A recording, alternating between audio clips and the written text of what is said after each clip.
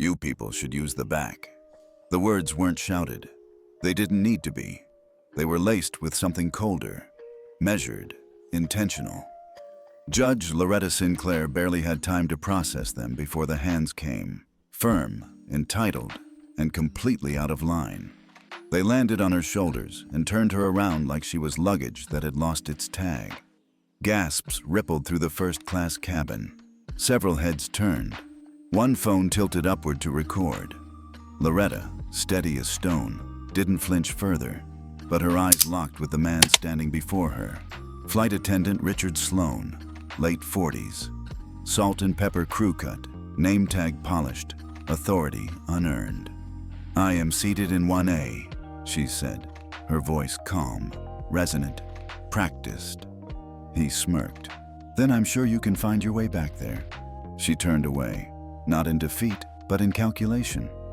She walked slowly, silently, back to her seat, sat down, straightened her blazer, reached for her phone. Airplane mode off. Warning ignored.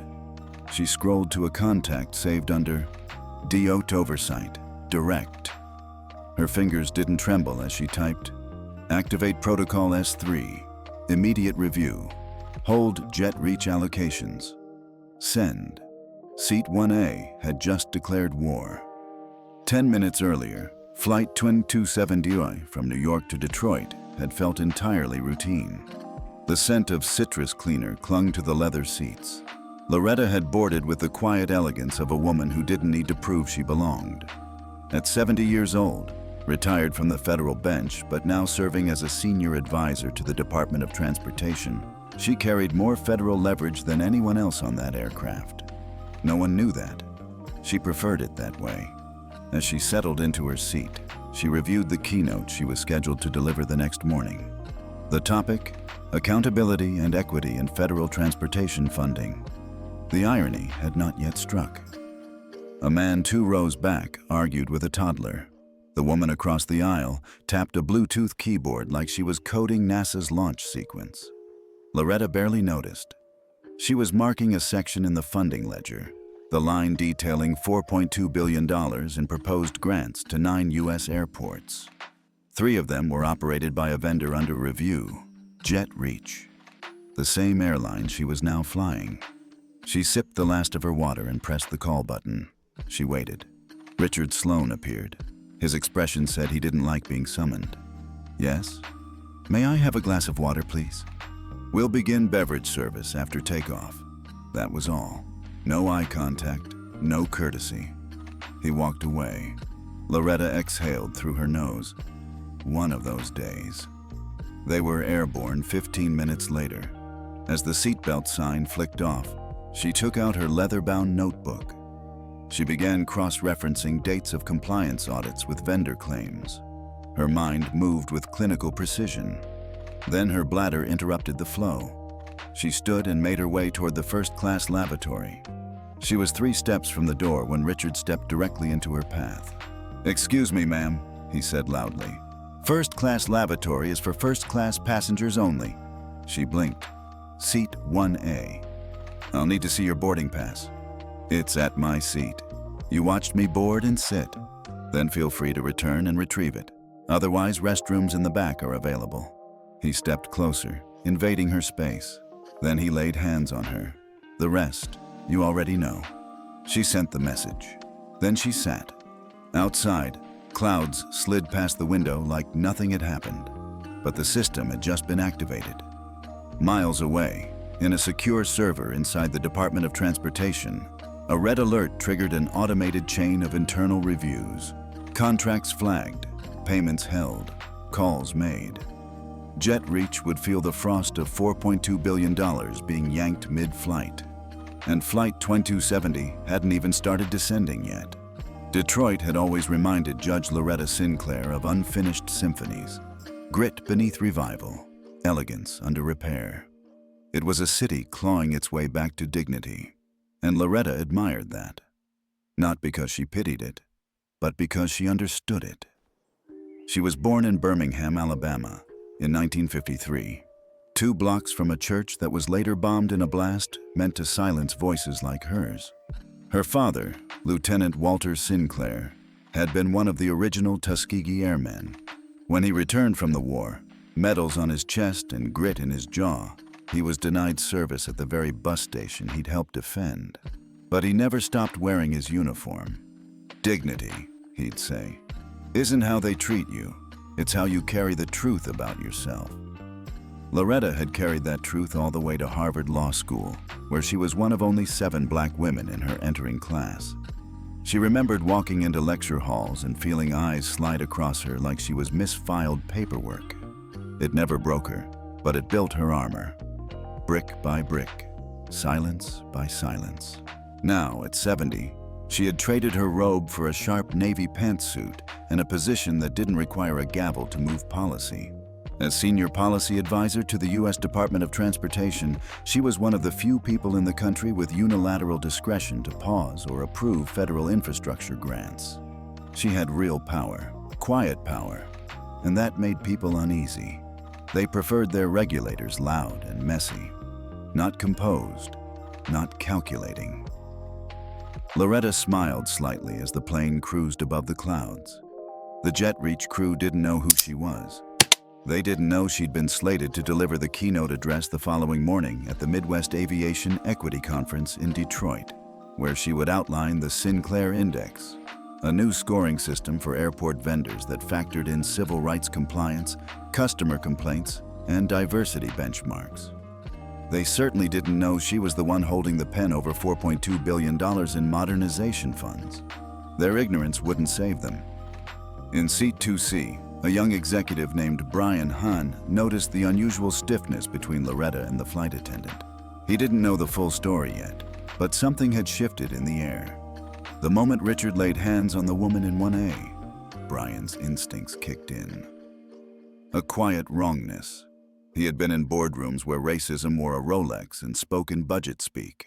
This was more brazen, but no less dangerous. He'd started recording when she returned to her seat. Loretta, meanwhile, was already thinking 5 steps ahead. She didn't know yet how widespread Jet Reach's behavior was, but she knew a pattern when she saw one. Her notebook already had 3 underlined points. Cabin crew failed to verify identity fairly. Use of physical force against verified passenger. Discriminatory language, corroborated by multiple witnesses. She flipped the page, drew a line, wrote a single sentence.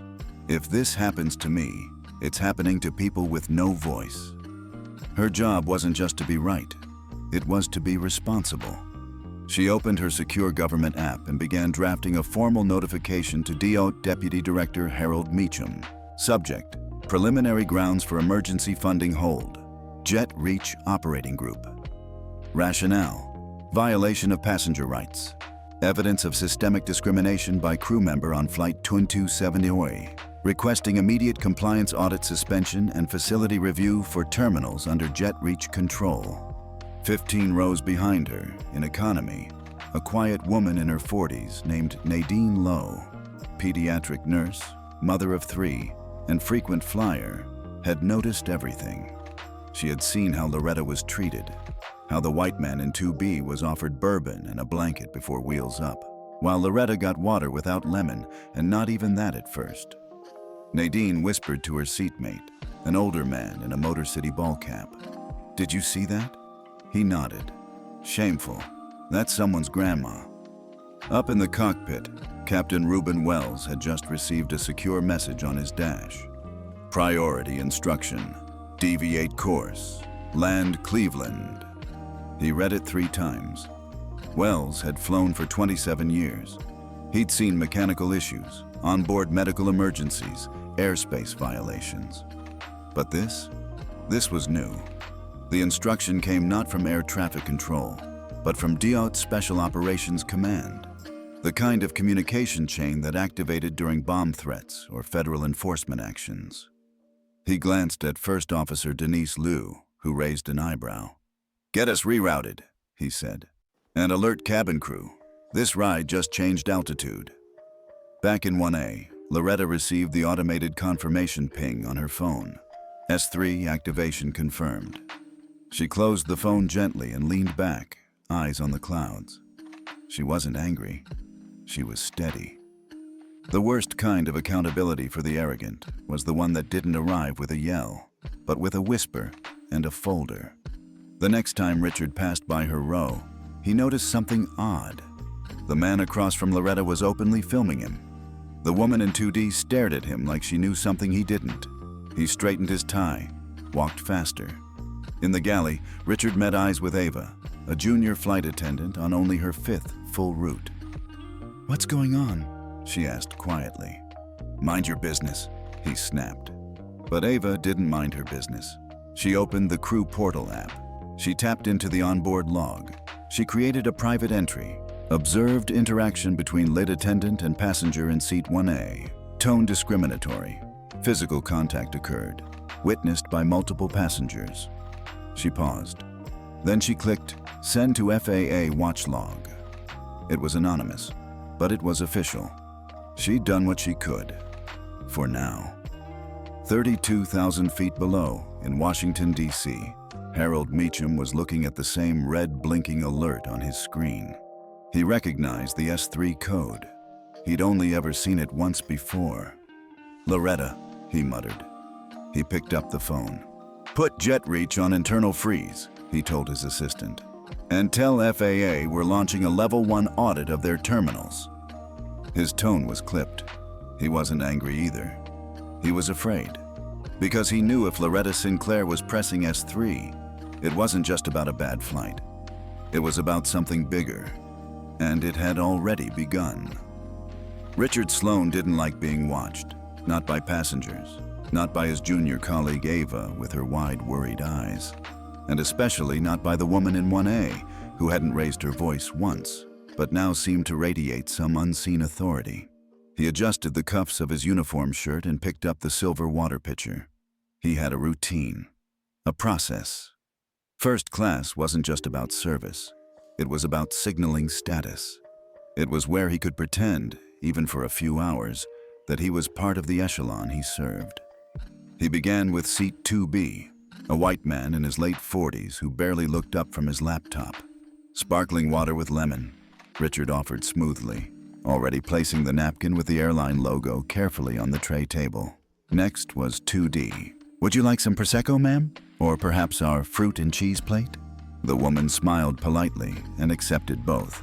Then came 1B, across from Loretta, Brian Han. Richard hesitated. The phone in Brian's hand was still subtly angled. Recording, watching. "Just water," Brian said. "No ice." Richard poured it without a word. Then he turned, very deliberately, to seat 1A. "Here," he muttered, setting down a plastic cup with room temperature water. No lemon, no napkin, no tray, just a slosh of indifference. Loretta looked down at it, then back at him. Her voice was velvet over steel. "You've provided everyone else with a napkin and a wedge of citrus." He straightened. "We're low on lemons." She glanced at Brian's glass. Lemon wedge perched like a crown. "I see." He didn't respond. He turned away. Brian lowered his phone. "You handled that with more grace than I would have," he said softly. Loretta offered a thin smile. "Grace isn't always a gift. Sometimes it's the last tool left in the box." Back in economy, Nadine Lowe leaned into the aisle, trying to get a better view of first class.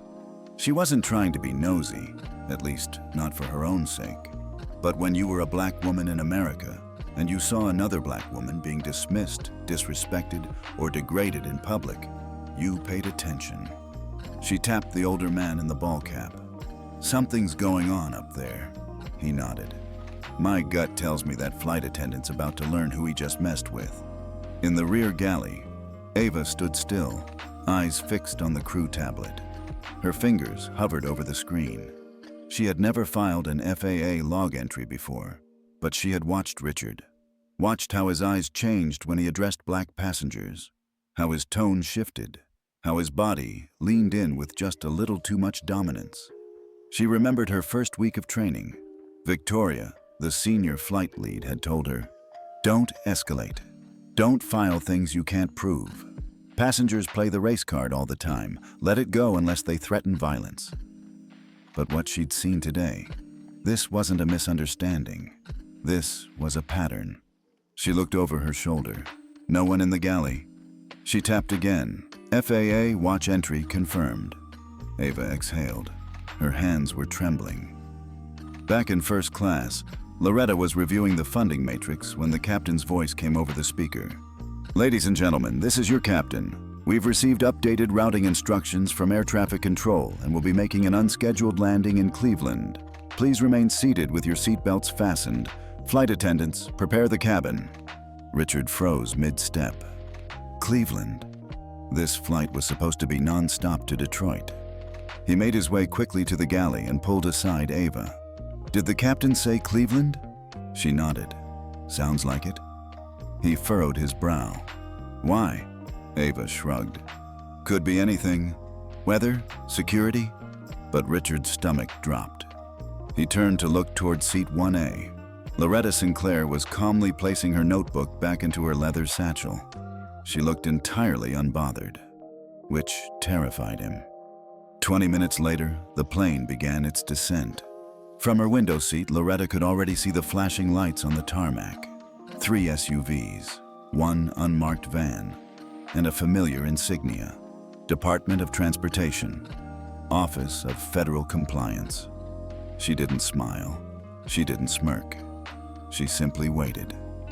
As the plane touched down, the silence in first class thickened. Brian Hahn closed his laptop. The woman in 2D sat up straighter. Even Richard had stopped speaking to passengers altogether. Captain Wells's voice returned.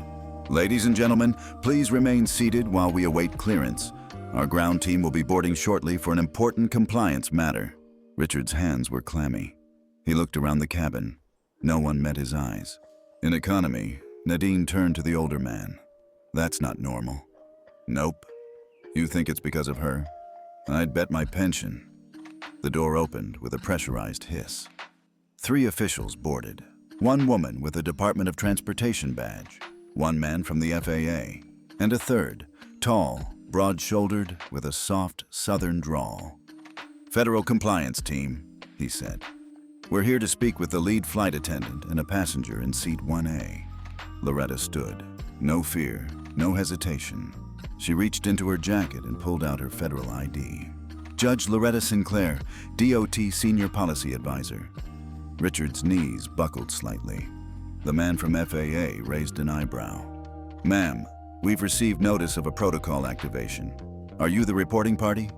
I am. Then we'll begin interviews as soon as the cabin is cleared. She nodded. Then she sat down. Without a word, without a fuss. Because when you carry the system inside your phone, you don't need to shout. You just wait for the doors to open. The cabin remained still. Passengers whispered. A child began to cry. Loretta opened her notebook one more time. She drew a line.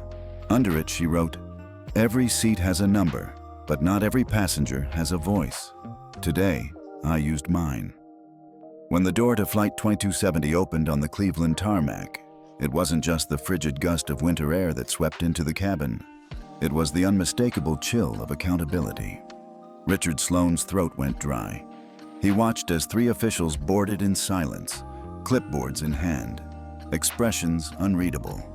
The first wore a dark navy windbreaker marked DOT Compliance Division. The second was younger, with the unmistakable badge of the Federal Aviation Administration clipped to his belt. The third, a quiet man in gray slacks and an ID that read Inspector Mark Hendricks, Office of Inspector General, scanned the cabin like a man who'd already read the report. Passengers sat still, their whispers like electrical static under the overhead lights. Captain Reuben Wells stepped into the galley to meet them, his calm pilot voice now edged with unease. "We were told to hold here. This is unusual. Mind sharing the nature of the issue?" Inspector Hendricks flipped a folder closed. "There's been a federal protocol trigger. We need to speak with crew members and select passengers. This is now an active compliance matter." Richard felt his chest tighten. This was not going to be a routine write-up. In seat 1A, Loretta Sinclair remained seated, perfectly composed. She had long ago learned that dignity wasn't just how you stood up, but when you chose to stay seated. She could feel the tension rippling through the cabin. The woman in 2D kept glancing at her, unsure whether to offer sympathy or distance. Brian Hahn across the aisle sat still, his phone still resting face down on his tray. His expression said, "I saw it, all of it." Ava, the junior flight attendant, stepped into the galley, lips pressed into a line. Her eyes caught Loretta's for a brief moment, then dropped quickly. Guilt? Fear? Maybe both. Then came the voice over the intercom. "Ladies and gentlemen, this is your captain. Due to a compliance inspection, we are currently holding passengers on board. Please remain in your seats until further instructions are given. Thank you for your cooperation." The collective groan from the economy cabin was muted, but unmistakable. But no one moved. The FAA agent and Inspector Hendricks approached Richard near the front galley. "Name?" the agent asked. "Richard Sloan, lead attendant. You're aware of an incident involving a passenger in seat 1A. Richard hesitated. "There was a misunderstanding. The passenger attempted to use a restricted lavatory, and I redirected her to the facilities in economy. Standard procedure." The agent raised an eyebrow. "Did you place your hands on her?" Richard swallowed. "Only to guide her, nothing aggressive." Hendricks jotted something down. "We'll be conducting interviews shortly. Please remain available." The unspoken message: "Don't leave the aircraft." In the economy section, Nadine Lowe watched it all unfold with quiet intensity. Her kids had texted her earlier, checking if she'd landed. She hadn't answered yet. She didn't want to tell them what she'd just seen, a black woman in first class being treated like she didn't belong. That woman didn't scream, didn't argue, didn't even raise her voice. But now the government had arrived, and the plane had landed somewhere else. It told Nadine something she hadn't let herself believe in a long time. Sometimes, when the system fails you in public, it still answers in private. One row back, Ava checked her tablet. The FAA watch log had been acknowledged. Her note, anonymous, was now part of an official investigation. She felt both terrified and strangely relieved. She'd said something, even if no one knew it was her. Inspector Hendricks approached Loretta next. "Judge Sinclair?" She looked up calmly. "Yes, I understand you were involved in an incident with a member of the crew. Would you be willing to speak privately?" Loretta gave a single nod. Brian Hahn stood as she gathered her belongings. "If it helps, I recorded what happened," he said. "Just in case you need a witness." Loretta met his gaze. "Thank you, Mr. Hahn, Brian Hahn. I appreciate your integrity, Mr. Hahn." He nodded, and she walked with the agents toward the front. The cabin didn't erupt in applause. This wasn't a movie, but people watched and remembered.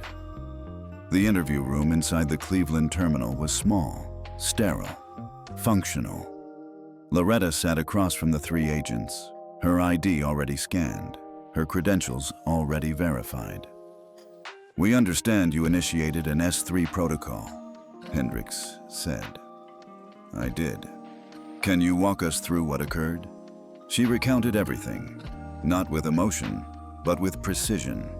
The denial of beverage service, the differential treatment observed across racial lines, the request to verify her ticket despite being seated, the physical contact, the quote, "Your kind should use the back."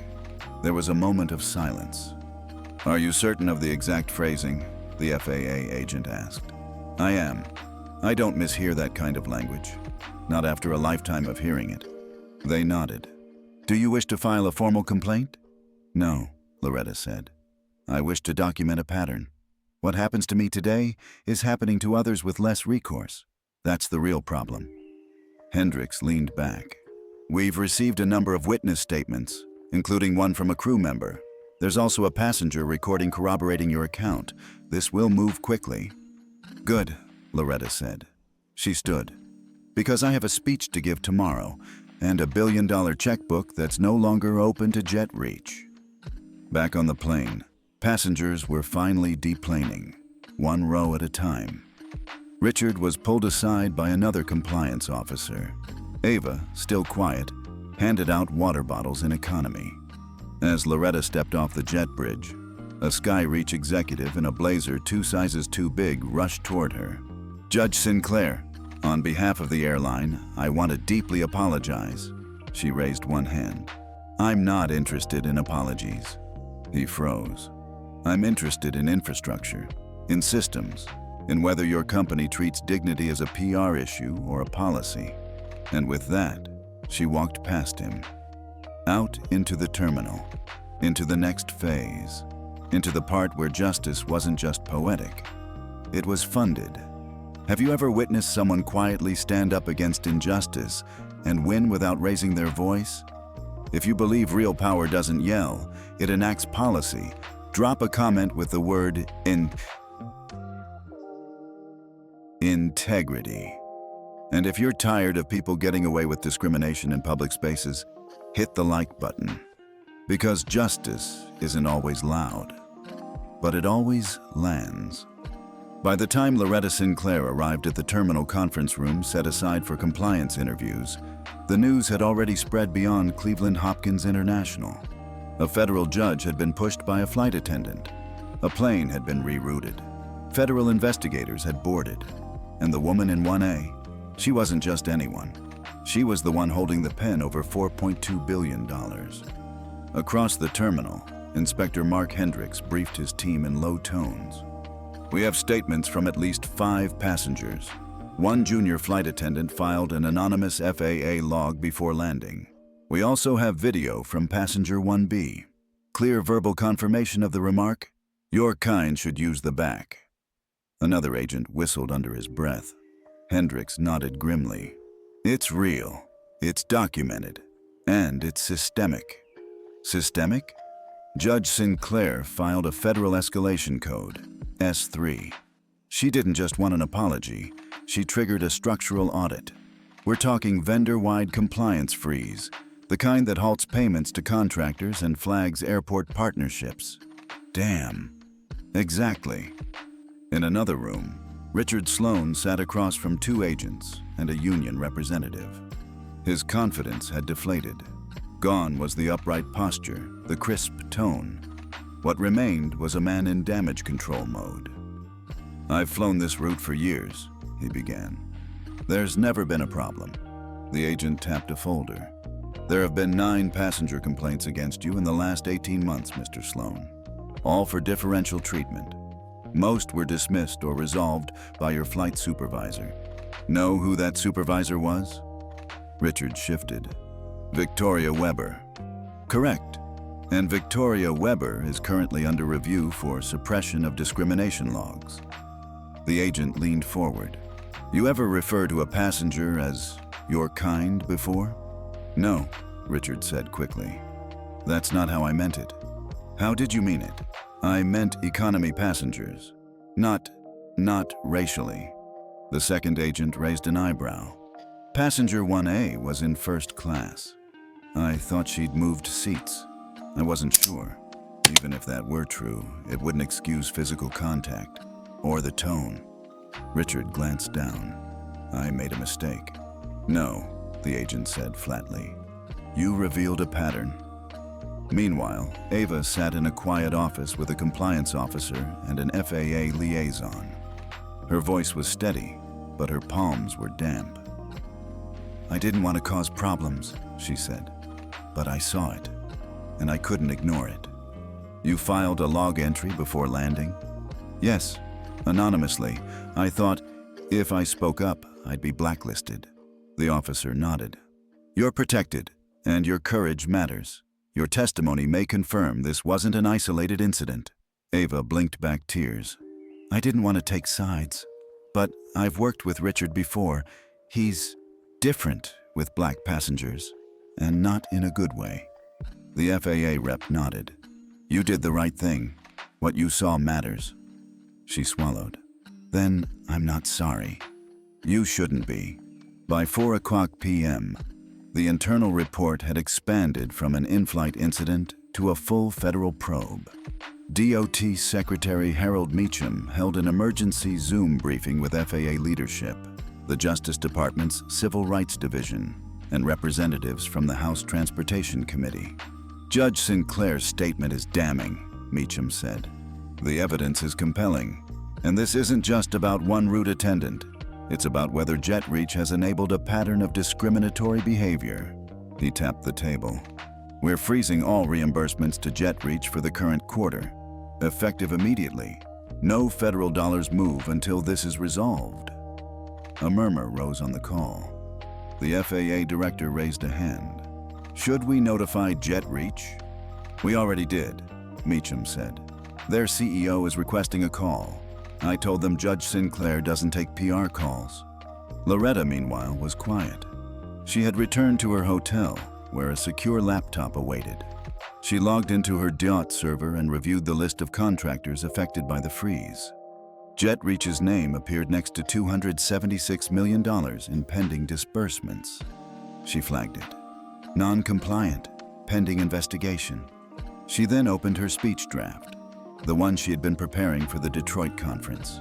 She scrolled past the legal citations, past the statistics. She began typing new lines. When people ask what discrimination looks like in 2025, they expect burning crosses or slurs hurled like stones. But it's smaller than that. It's being ignored in a cabin you paid to sit in. It's being touched without consent. It's being told you don't belong. And when you're silent long enough, they forget they're wrong. Sometimes, justice doesn't arrive with a roar. It arrives with a redirected flight path. She saved the file, and she exhaled. In the JetReach executive offices, chaos was brewing. CEO Marcus Drake slammed his fist on the conference table. Who the hell is she? His chief legal officer responded, Judge Loretta Sinclair, retired federal judge, now senior advisor to DOT. She oversees infrastructure disbursement. Why the hell was she flying commercial? She flies commercial deliberately. Accessibility statement, transparency. So this is political? It's personal, and it's factual. We have footage. We have multiple witnesses. One of our own staff corroborated. Damage control, now. It's not about damage control, Marcus, the CLO said. It's about damage done. Back in Cleveland, Loretta received a text message. It was from Brian Hahn. Ms. Sinclair, if you ever need me to testify, count me in. What happened wasn't just wrong, it was systemic, she replied. Thank you, Mr. Hahn. It's people like you that make the system work. And in a separate thread, a message from Ava arrived. Anonymous, unsigned, but unmistakably heartfelt. I was scared to say something, but I did. Because you did. Loretta smiled. Then you were never the only one, and you won't be the last. Back in Washington, reporters were already circling the story. The headlines would be brutal. But the truth? It was already in motion. Loretta didn't need the world to praise her. She needed them to remember. Remember that someone in 1A didn't yell. She simply moved the system, and it listened. The morning after Flight 2270 made headlines, the executive suite of JetReach Airlines turned from glass and chrome to war room. The stock price had dropped 4.7% in pre-market trading. The FAA and DOT had both issued statements confirming an active investigation. But what alarmed CEO Marcus Drake most wasn't the media pressure or the looming fines. It was a single line in an internal memo from the Department of Transportation. All federal reimbursements to JetReach have been frozen pending review. A total of $422 million, locked. Drake threw the paper onto the table. She can't just do that. She doesn't have the authority to. She does, said Jennifer Lang, the company's VP of Regulatory Affairs. Under the Sinclair Protocol, federal transportation advisors can activate emergency compliance audits that trigger an automatic funding freeze. Drake paced. So, one woman, because a flight attendant was rude to her, can tank our quarter? Lang didn't look up. She wasn't just rude to her. He put his hands on a federal judge. There's video. There are witnesses. And she's the woman who wrote the very policy you're complaining about. Drake sat down hard. Then we make it about optics. Apologize. Settle. Pledge some new training. It's too late for optics, Lang said quietly. In a conference room at the Cleveland FAA field office, the investigation deepened. Inspector Mark Hendricks and his team reviewed statements from passengers, internal employee records, past complaints, and flight crew performance logs. The picture became painfully clear. 9 prior complaints naming Richard Sloan, 3 additional filed under the same supervisor, all closed without escalation. An anonymous log from Ava, now verified. Multiple passenger videos, including one already leaked online. And then there was the kicker. A time-stamped message from Loretta Sinclair to DIA Command. Activate Protocol S3. Immediate review. Hold jet reach allocations. Never seen someone pull that trigger before, one agent murmured. She didn't pull it, Hendricks corrected. She designed it. At her hotel, Loretta sat by the window with a cup of coffee in hand. She watched the gray Ohio skyline fade into blue. Her phone buzzed. A text from Harold Meacham, DIA Secretary. HQ received your documentation. FAA opened parallel inquiry. Funding freeze formalized. Will notify House Oversight. Another buzz. A news alert. Breaking. JetReach loses federal funding access amid discrimination scandal. Loretta closed her eyes briefly. Not with exhaustion, but with affirmation. This was never about revenge. It was about pressure points and making sure the system felt it. Nadine Lowe, now back in Detroit, sat in her kitchen with the TV on in the background. Her teenage daughter walked in, pouring cereal, eyes barely on the screen. But when she saw the headline, she froze. Wasn't that your flight? Nadine nodded slowly. You were on the plane with that judge? Nadine smiled. I was. She sat in 1A. Her daughter sat beside her. What happened? Nadine took a breath. She didn't yell. She didn't push back. She just looked at him like she'd seen it before, like she expected better. Then what? She made a call, and the whole damn system moved. Back at JetReach HQ, the legal team scrambled. The board demanded an emergency meeting. One investor threatened to pull out unless a full public accounting was given. Drake considered resigning. Then he reconsidered. They'd have to fire Sloan, of course. Probably Victoria Weber, too. But Loretta Sinclair wouldn't be placated with sacrificial lambs. She wanted systems, structures, and the truth. In the FAA compliance office, Ava sat in a closed-door meeting with an ethics officer.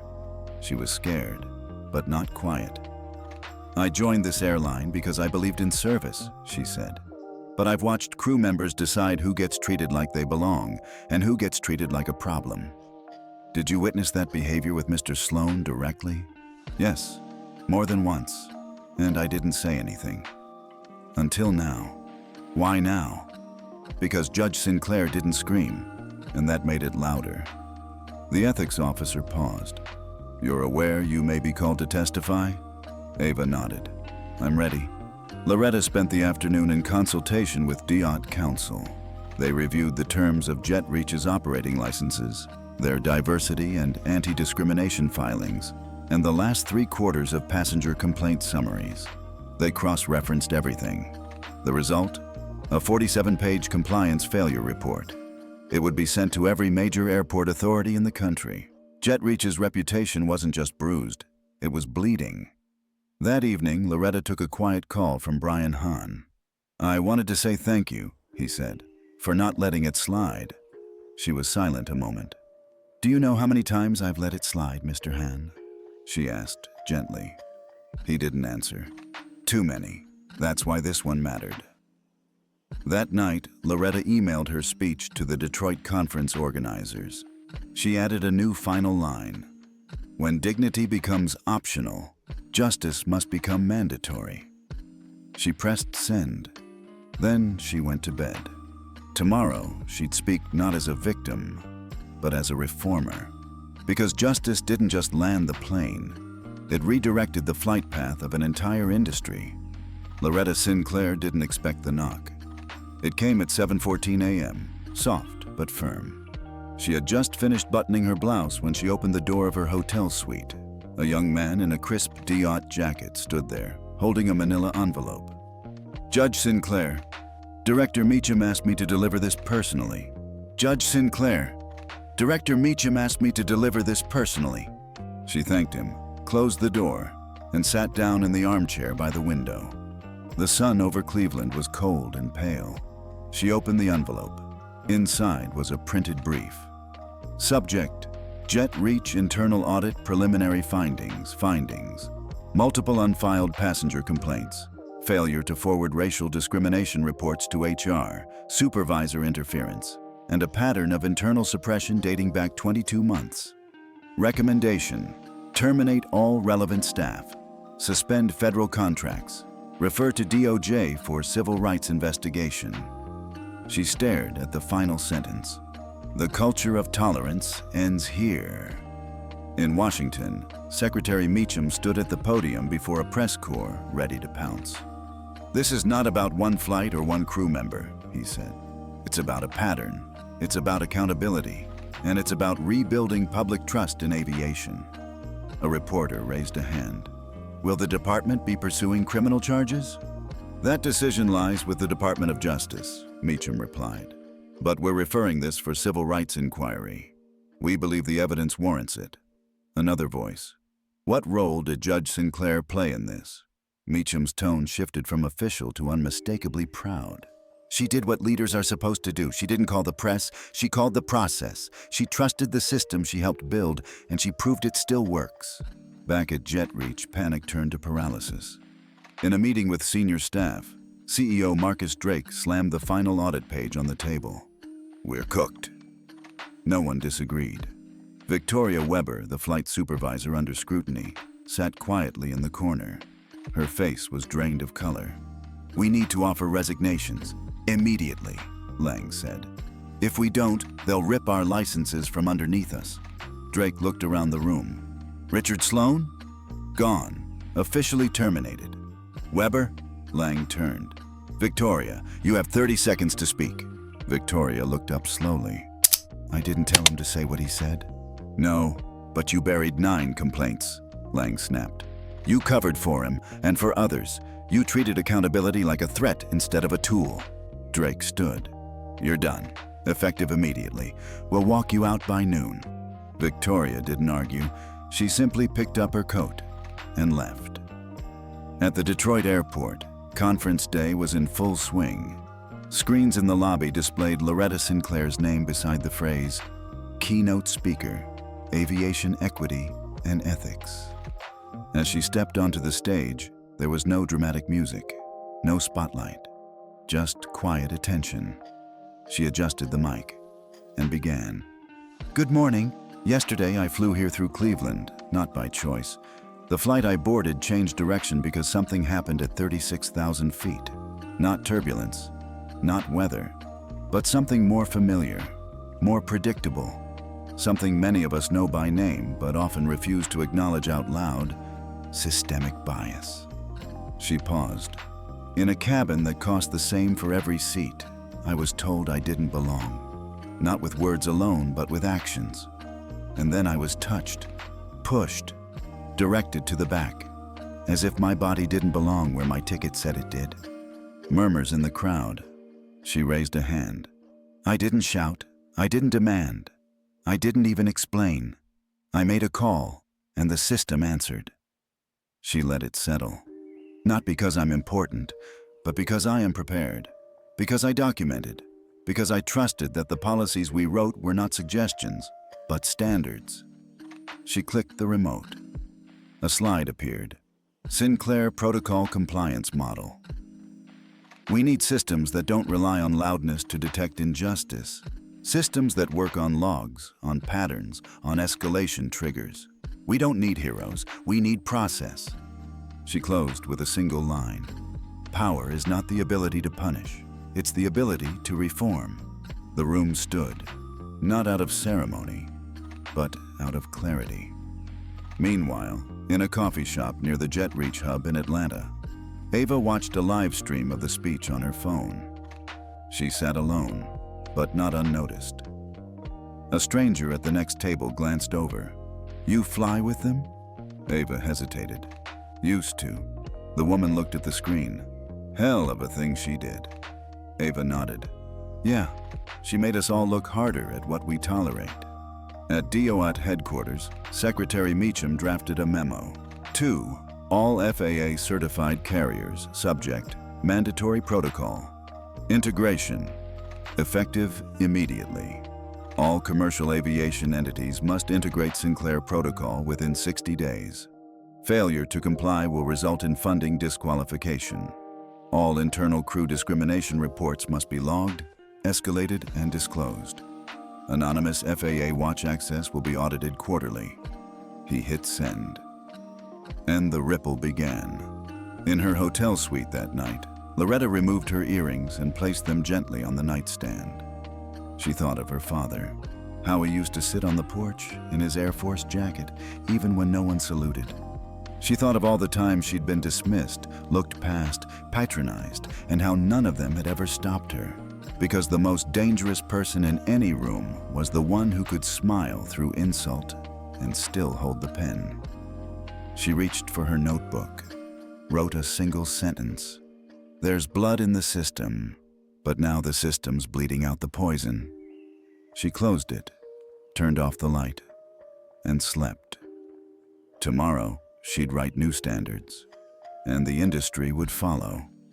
By Monday morning, the phrase Sinclair Protocol had been mentioned in over 7,000 articles. Business journals, civil rights blogs, cable news programs, all converged on the same story. A federal judge, humiliated on a flight, had triggered a nationwide policy overhaul in under 72 hours. Loretta Sinclair, however, wasn't reading the headlines. She was sitting across from the FAA's General Counsel in a secured meeting room at DOAT headquarters in D.C. The windows were frosted for privacy. The conference table was steel and matte black. Her notebook lay open next to a warm mug of black coffee. "I appreciate you coming in person, Judge Sinclair," the counsel began. "We've completed the Phase 1 reviews, and frankly, it's worse than we thought." Loretta didn't blink. "How bad?" He tapped a tablet, scrolling. 38 internal reports suppressed across 5 carriers. 17 involved crew behavior toward passengers of color. 9 involved repeat offenders who were still flying routes as of last week. She set her mug down. "How many had documentation?" "All of them." "Escalated?" He hesitated. "None." Loretta leaned back in her chair. "There's blood in the docket," she said, "and we've been stamping it with signatures." Elsewhere in the building, Ava stood outside a small interview room. She had been summoned to give additional testimony to the Joint Oversight Subcommittee. Her palms were damp. Her blazer, borrowed, felt too formal, too tight. A staffer opened the door. "Ms. Jackson?" She stepped inside. 2 lawmakers, 1 staff attorney, a stenographer, and a placard that read, "Congressional Review Panel, Aviation Civil Rights Subcommittee." Ava sat. "Ms. Jackson, thank you for being here today," the lead counsel said. "Please describe in your own words what prompted you to file an anonymous FAA log." She took a breath. It wasn't one moment. It was all the little moments. The tray slammed harder. The looks. The way passengers of color were treated like paperwork errors. And the fear of saying something. Because if I did, I might not fly again. "Why did this flight make you speak up?" "Because the woman in seat 1A didn't need to yell." And yet, everything moved. In the meantime, Loretta finalized a draft letter to the National Airport Operators Council. It outlined the new expectations under the Sinclair Protocol. Quarterly training audits, public-facing reporting dashboards, anonymous whistleblower funding protections, suspension guidelines for discriminatory crew behavior, federal funding contingencies tied to compliance. She signed it, not with flourish, but with finality. At Jet Reach HQ, the fallout was accelerating. Marcus Drake had tendered his resignation under mounting board pressure. Victoria Weber, now formally under investigation by the Office of Professional Accountability, had been subpoenaed to appear in court for obstruction of compliance. Jet reaches Chief Diversity Officer, a position created for optics and rarely consulted, resigned live on LinkedIn with a 4-page open letter. We can't hide behind performative policies anymore. If we don't listen to our crew, to our passengers, especially the ones who don't yell, we deserve to lose public trust. Later that day, Loretta visited the Department of Justice. She met with the Deputy Assistant Attorney General in a closed session. "Judge Sinclair," the woman said, "we've seen civil rights cases over airport security, customs detainment, but never one that originated inside the cabin." "This one did," Loretta replied. "And every day we pretend it doesn't exist, the cabin gets quieter and colder for the people who experience it." The Deputy AG nodded. "We're opening a formal review, Title VI grounds. We'll use the Sinclair audit as our foundation." "Good. It's time aviation became accountable to the public, not just shareholders." That evening, Loretta took a quiet walk around the National Mall. The Lincoln Memorial glowed in the distance. She remembered being 16, holding her father's hand, staring up at that statue, and not fully understanding why he wept. She understood now. Because sometimes, the work isn't about what changes tomorrow. It's about making sure someone else won't be touched, questioned, or directed to the back, just because of who they are. She stood for a while, letting the wind catch the ends of her coat. Then she turned back toward the Capitol, toward the next docket. What would you do if someone quietly changed the rules for everyone, just by standing their ground? Drop a comment with, "Real power is quiet." If you believe justice doesn't always need to shout to be heard, share this story with someone who needs to know how one calm act can shake a system. Because sometimes, the most powerful sentence is the one written into policy. And sometimes, the most powerful seat on the plane is the one that doesn't move. By the end of the week, the weight of the federal government had fully landed on Jet Reach.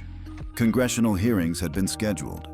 FAA subpoenas were flying faster than commercial departures. The Department of Justice had officially opened a civil rights probe into systemic discrimination in the airline's operations. And yet, the woman who started it all, Judge Loretta Sinclair, remained a step ahead of every headline. In a secure DOT strategy room, she stood before a board displaying flight routes, funding flows, and complaint data. "Let's talk consequences," she said. "Because until the industry feels pressure, nothing changes." Harold Meacham nodded. "We've frozen over $430 million in grants, public-private infrastructure projects, tech upgrades, fleet replacements, but the backlash is coming." "We can't afford to blink," Loretta said. "Not now. They're betting we'll soften when it becomes uncomfortable, but the public's watching." A young policy analyst stepped forward. "Ma'am, we're tracking protest activity. Some crew unions are claiming unfair treatment, saying this is targeting individuals, not systems." Loretta looked him dead in the eye. "That's because individuals built the system, and they're scared we've finally noticed." In the Capitol, Representative Jeanine Rowe took to the House floor. "This is not about one airline. This is about an industry that's long operated without transparency or accountability. Judge Sinclair's experience wasn't unique. What was unique was her ability to document it and trigger a response.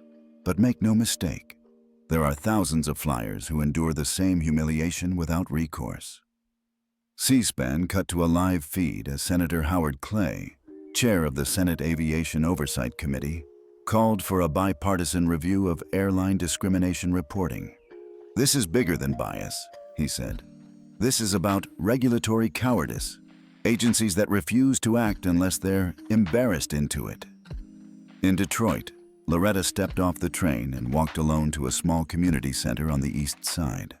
She had been invited, quietly, to meet with local activists who had been documenting transportation inequities for years. The room was modest. Folding chairs, no cameras, no reporters. A middle-aged woman named Claudine offered her a cup of coffee. "Didn't think you'd actually show." Loretta smiled. "I always show up where the real work is." A young man leaned forward. "What's the plan, Judge? You got Washington's attention, but when this cools down, they'll go back to business as usual." "No, they won't," Loretta said. "Because this time, we're not just documenting pain. We're rewriting policy." She handed them printed packets. draft guidelines for community-based reporting pathways, embedded in the FAA's pilot programs for regional airports. "If they won't listen to travelers," she said, "we'll make them listen to data." Back in D.C., Ava walked the marble halls of the Russell Senate office building. She wasn't alone. She had been asked to join a panel of whistleblowers testifying about crew-level suppression of discrimination reports. Her statement, now reviewed and vetted, had been distributed to the press. "I didn't speak up to ruin careers. I spoke up because silence was making us complicit. I love flying, I love serving, but I don't love watching people be treated as less than and being told that's just how the cabin works." In a quiet moment before she entered the hearing chamber, Loretta appeared beside her. "You ready?" Ava swallowed hard. "I'm scared." "Good," Loretta said. "That means you're not numb." Then she added, "Courage doesn't mean comfort. It means conscience." The hearing was broadcast live. Ava spoke with poise, her voice steady even when her hands weren't. She answered every question. She named names. She described moments that had lived in her chest like lead. Senator Clay leaned forward. "Do you believe this is isolated to jet reach?" "No, sir. I believe it's endemic. How many flight attendants like you are watching this right now?" Ava blinked. "Too many, waiting to see if I get punished or protected." The next morning, Loretta met with the Joint Task Force on Transportation Equity. The room was tense. Corporate reps from multiple airlines had been invited. Some refused to show. Others sent lawyers. But one woman, Evelyn Rocha, COO of a major regional carrier, sat across from Loretta. "Your protocol scares my board," Evelyn admitted. "What would you do if someone quietly changed the rules for everyone, just by standing their ground?" Drop a comment with, "Real power is quiet." If you believe justice doesn't always need to shout to be heard, share this story with someone who needs to know how one calm act can shake a system.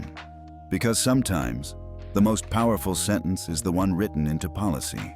And sometimes, the most powerful seat on the plane is the one that doesn't move. By the end of the week, the weight of the federal government had fully landed on jet reach. Congressional hearings had been scheduled. FAA subpoenas were flying faster than commercial departures.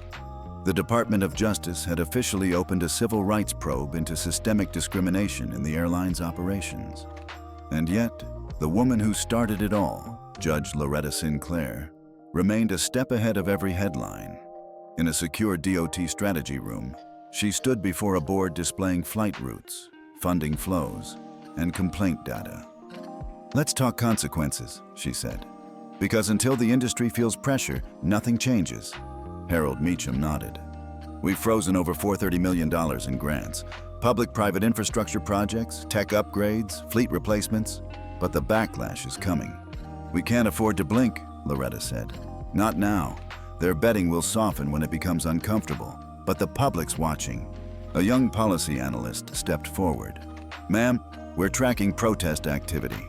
Some crew unions are claiming unfair treatment, saying this is targeting individuals, not systems." Loretta looked him dead in the eye. "That's because individuals built the system, and they're scared we've finally noticed." In the Capitol, Representative Jeanine Rowe took to the House floor. "This is not about one airline. This is about an industry that's long operated without transparency or accountability." Judge Sinclair's experience wasn't unique. What was unique was her ability to document it and trigger a response. But make no mistake, there are thousands of flyers who endure the same humiliation without recourse.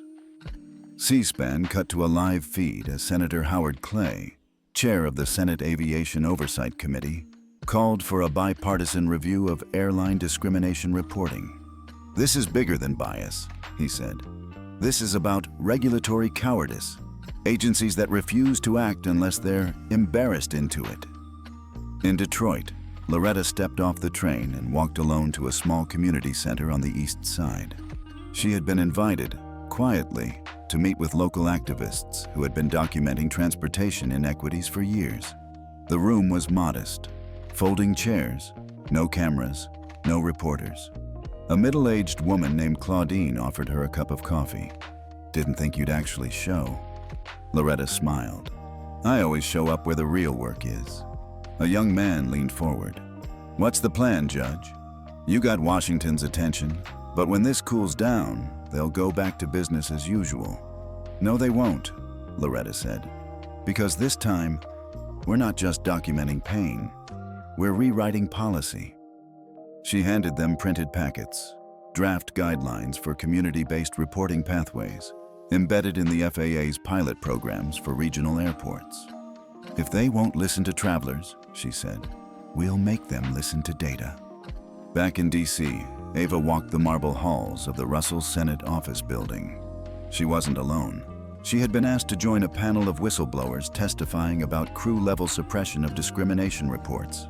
Her statement, now reviewed and vetted, had been distributed to the press. I didn't speak up to ruin careers. I spoke up because silence was making us complicit. I love flying, I love serving, but I don't love watching people be treated as less than and being told that's just how the cabin works. In a quiet moment before she entered the hearing chamber, Loretta appeared beside her. You ready? Ava swallowed hard. I'm scared. Good, Loretta said. That means you're not numb. Then she added, courage doesn't mean comfort. It means conscience. The hearing was broadcast live. Ava spoke with poise, her voice steady even when her hands weren't. She answered every question. She named names. She described moments that had lived in her chest like lead. Senator Clay leaned forward. Do you believe this is isolated to jet reach? No, sir. I believe it's endemic.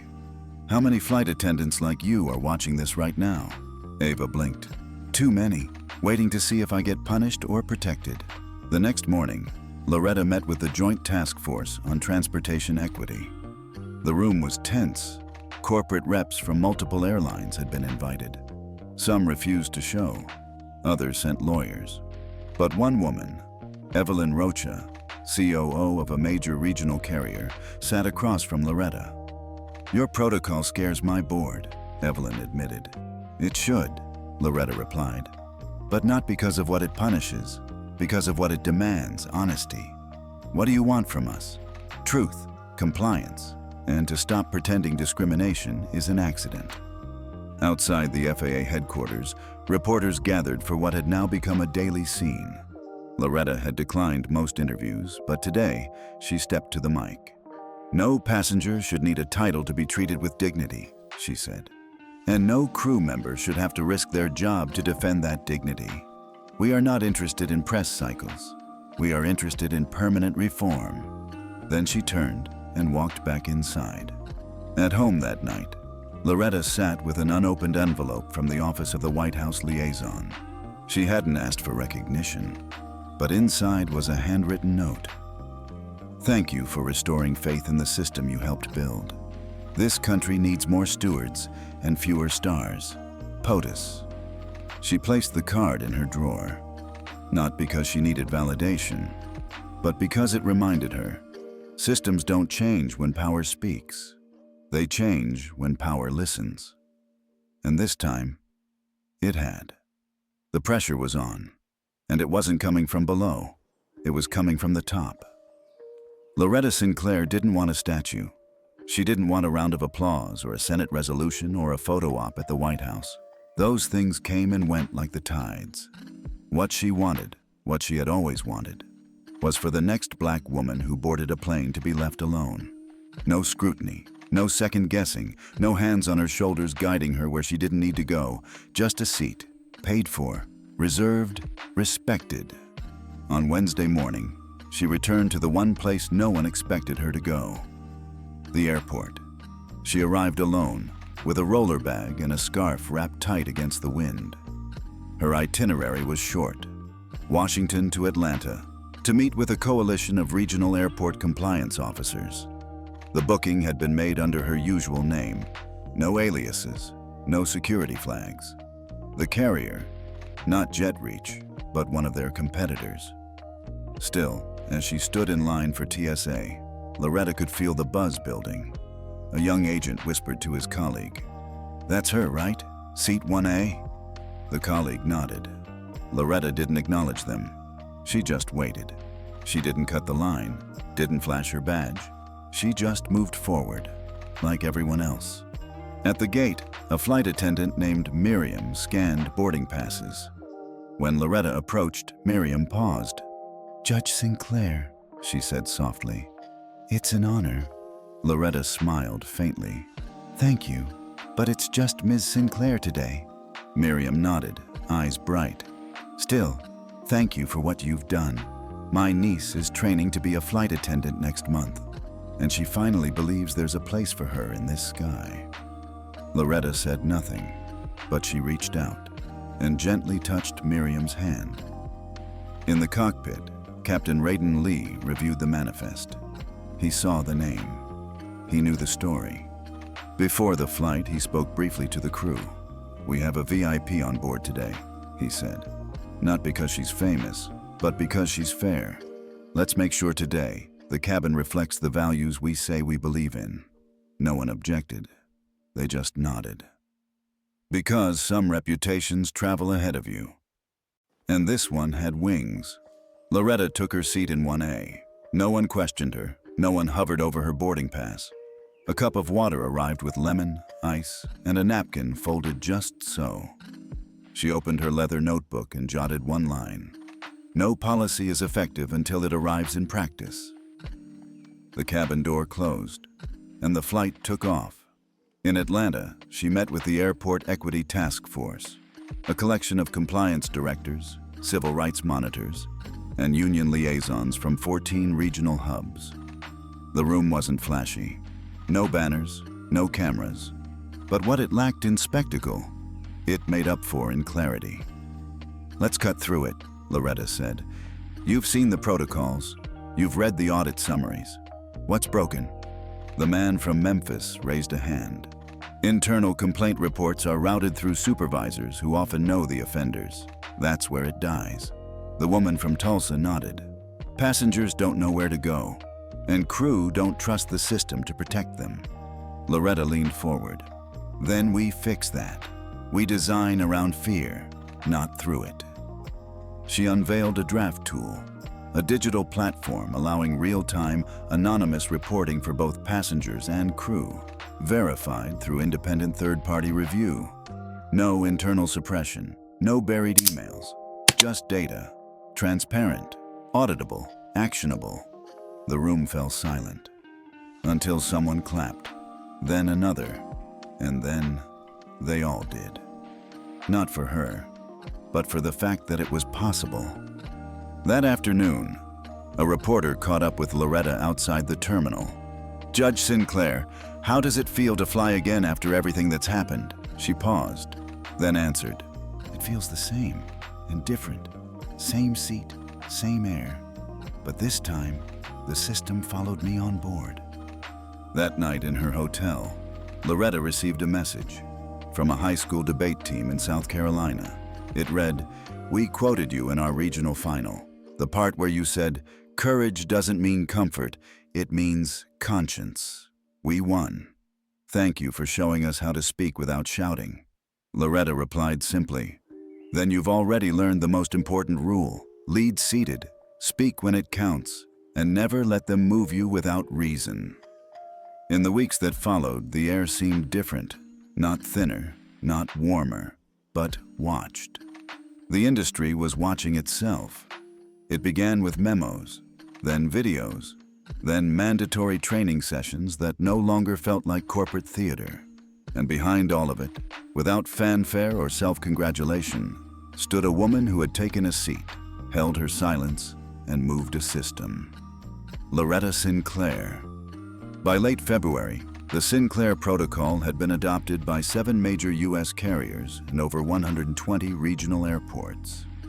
The changes weren't sweeping in appearance. No new logos, no shiny commercials. But internally, the foundation had shifted. Complaint review panels were now staffed with third-party observers. Crew members received monthly bias training, including real-case video reenactments. Ava, now promoted to a compliance liaison for crew experience, helped design them. She walked past mirrors and didn't flinch anymore. Jet Reach Airlines, meanwhile, was in free fall. Class action lawsuits had stacked up. Former employees, emboldened by Ava's testimony and Loretta's silence began coming forward. Flight attendants, ground crew, even contractors.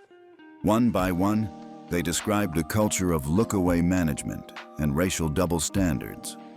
At one press conference, a former Jet Reach dispatcher said, "We weren't told to discriminate, but we knew who'd get a second chance and who'd get flagged." The DOJ subpoenaed internal communication logs. What they found wasn't overt racism. It was worse. It was habit, embedded, in tone, in shrug, in silence. Loretta watched it all unfold with the quiet precision of someone who'd long known the truth. She wasn't smug. She was strategic. Her days were filled with policy review meetings, her evenings with town halls and stakeholder calls. In Baltimore, she spoke to a room of aviation union reps. "The question isn't whether your crews are biased," she said. "It's whether your systems are biased enough to stop them." In Chicago, she met with legal scholars about embedding transport equity into civil rights law. She brought examples. Ticket disputes that escalated for black passengers, but not white ones. "Travel isn't leisure for everyone," she said. "For some, it's an obstacle course wrapped in a seatbelt." They nodded. They knew. Ava, now often invited to speak on equity panels, sometimes froze when people praised her courage. She didn't feel brave. She felt awake. In one session, a younger flight attendant approached her after the talk. "I wanted to quit last year," she said. "I thought the problem was me, but you helped me realize it was the silence." Ava smiled, then handed her a card. On the back, it read, "Silence is where bias rests. Speak, and you shift the weight." At the DOT, Loretta was preparing something larger, something permanent. A federal civil aviation equity charter. It would mandate independent passenger ombudsman at every major hub, real-time incident dashboards for public visibility, whistleblower protection funds for crew industry-wide equity audits. Every 2 years, the charter would be her legacy. Not a statue, not a name on a building, but a framework that outlived her.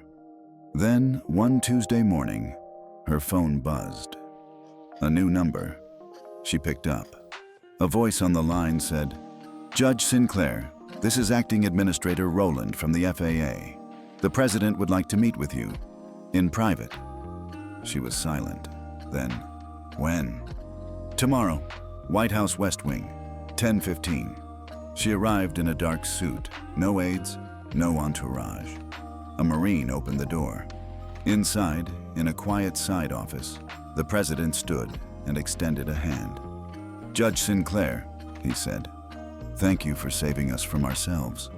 Loretta didn't smile. She simply said, "Let's not waste it." They spoke for 40 minutes, about policy, about equity, about power that doesn't need to be loud to be felt. At the end, the President asked, "What do you want?" "Not for you, for the country." She replied, "I want the most vulnerable traveler to board a plane and be treated like they own the airline." That night, she stood again at the Lincoln Memorial, not for ceremony, just to breathe. She closed her eyes and thought of her father's voice. Dignity doesn't shout. It doesn't beg. It walks in like it paid for the room. She opened her notebook, wrote, "The echo of accountability is not noise, it's resonance, and it stays." She closed the notebook and walked forward into the quiet, because the work wasn't done, but it had begun. The final week of March brought with it something Loretta Sinclair had rarely seen in all her years on the bench, in policy or in transit. Compliance, not compliance out of fear, but the kind born from recognition, from embarrassment that became understanding, from policy that finally had teeth. It began with the numbers. Over 62% of major U.S. carriers had implemented full Sinclair protocol integration. 12 regional carriers had signed a joint pledge affirming the federal equity charter. 39 airports had launched anonymous reporting systems. And, for the first time in aviation history, 4 flight attendants received federal whistleblower protection. One of them was Ava. She now sat across from Loretta in a small office inside the DOT's newly formed Division of Passenger Equity. Ch, Loretta said, notepad open. You ready for this next step? Ava exhaled. Define ready. You'll be designing crew equity metrics for annual reviews, supervisory accountability protocols. You'll help audit the very system that tried to swallow you. Ava smiled, thin but real. Then yeah, I'm ready. Loretta's calendar was now full of meetings she hadn't initiated, with people who once ghosted her memos. CEOs, labor union presidents, airport directors. They all wanted guidance. Not because she demanded it, but because she'd proven the alternative.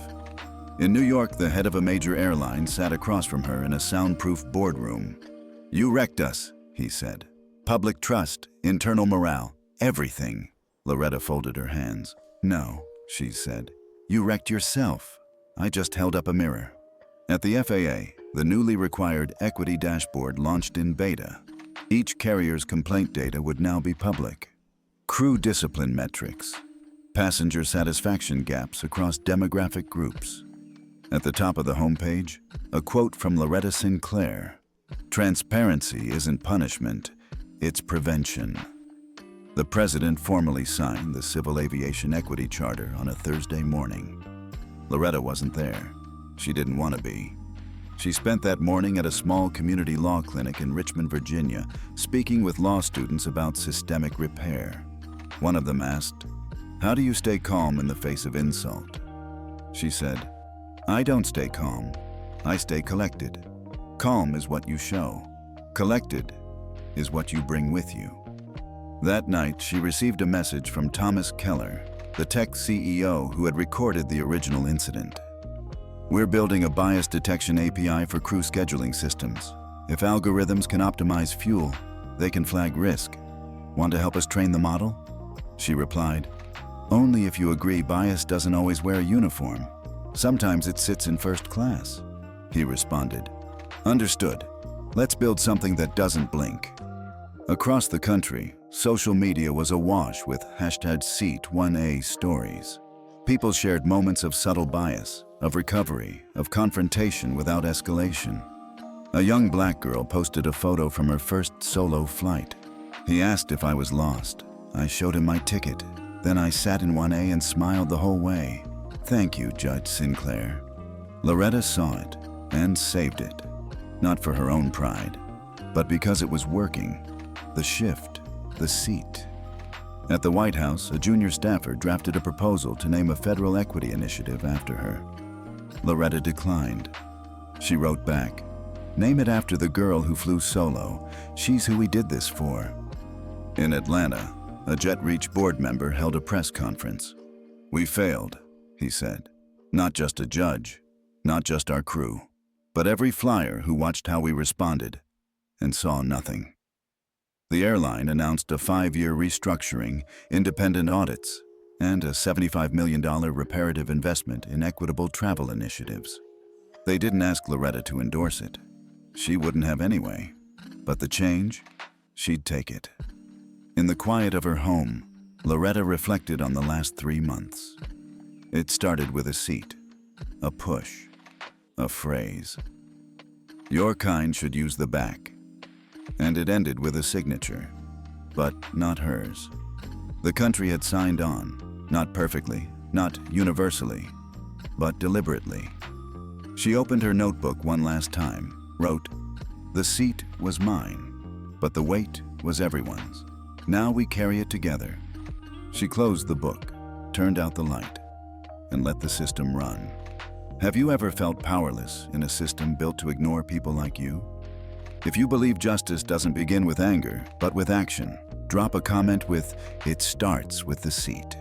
And if you've ever held your dignity in silence like Loretta, share this story with someone who needs to believe the system can still bend, because maybe this time, it already has.